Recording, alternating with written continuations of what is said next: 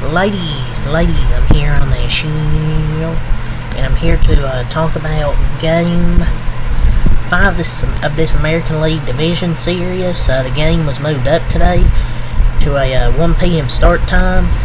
It was originally 8 o'clock, but due to rain tonight, they moved this game up, and what a hell of a baseball game here. And between the Detroit Tigers and the Cleveland Guardians, Scoball looked really good through the first 4 innings.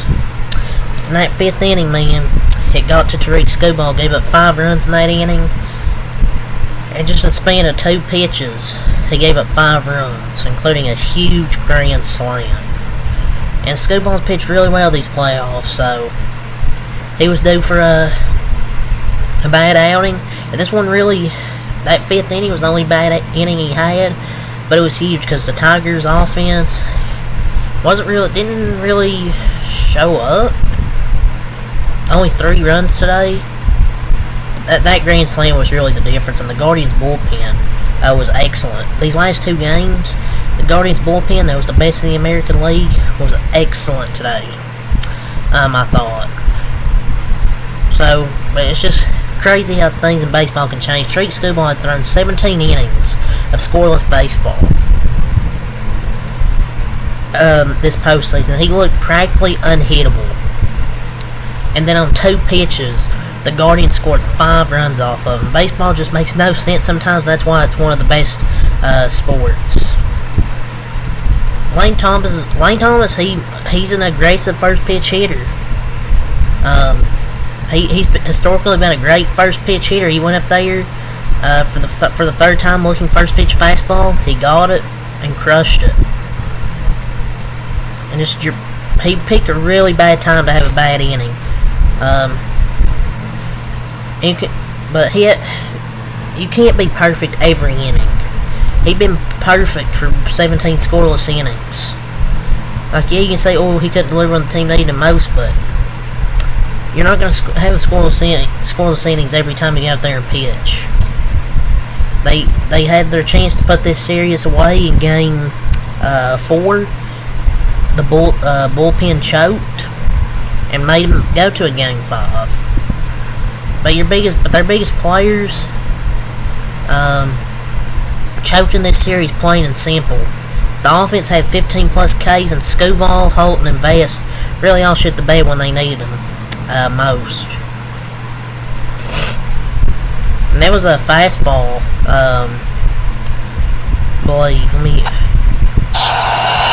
it was a fastball, I think, right over the middle of the plate. He was looking for that first pitch. He likes to swing at those first pitches. And that was a huge grand slam when they needed him. But he hadn't allowed a homer in like 30-something innings before that. And Scoball's last start this season, that's one of the greatest seasons in Detroit Tigers history. He was simply magnificent this season. Like, yeah, you get that 5-run inning, but the Tigers' offense really didn't do much today. He was dominant. And he was dominant in big games, too. People say, oh, he dominant until the biggest games. He had 2 big dominant games before this. He's not going to shut everyone out all the time. That's what I don't know why people think pitchers are going to shut out major league hitters every single inning sometimes. Yeah, he had a great season. The offense and the offense and Scoball lost him their biggest game. So honestly, it goes on both. But the bullpen really collapsed when they needed it most as well. Like Holton, Will Vest, all those guys were not that good these last 3 games. The offense wasn't the same. And Cleveland's offense really come alive. 11 total hits, 7 runs. But one heck of a ride for the Detroit Tigers, man. You gotta hand it to them. That's a tough end to their season. They had a 0.2% chance to make the playoffs on August 11th and made it to the American League Division Series. If you're a Tigers fan, you should be proud. And it was a fun final 3 months of the baseball season for Detroit. But Cleveland had the modern postseason formula. Overwhelm the other team with a deep bullpen, lead the way with homegrown talent like Stephen Kwan, who had, I think, an 11-hit series. Plug a roster hole with Lane Thomas, who's been hitting the ball well.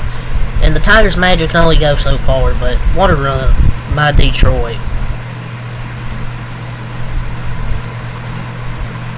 And now the Guardians can be playing the Yankees in the American League Championship Series. So we get two fun Championship Series to recap on that show. But I'm kind of surprised Matthew Boyd only went 2 innings, but those were 2 great innings for Matthew Boyd. 2 innings, 1 hit, no earned runs, 1 walk, 5 strikeouts for Matthew Boyd. He was excellent in those 2 innings. Only allowed 2 base runners.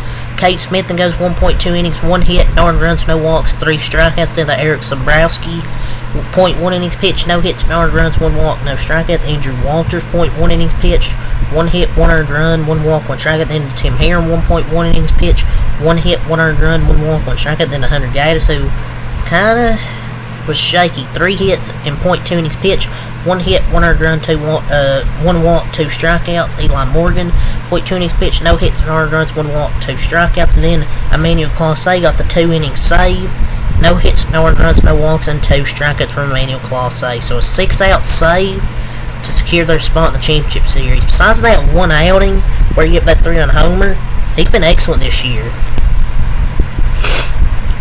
You can't say the Guardians don't deserve to be where they are. The Tigers did the unthinkable and beat Emmanuel Clase. And I think it was that game 3. I think it was game 2. It was either game 2 or 3. One of those 2.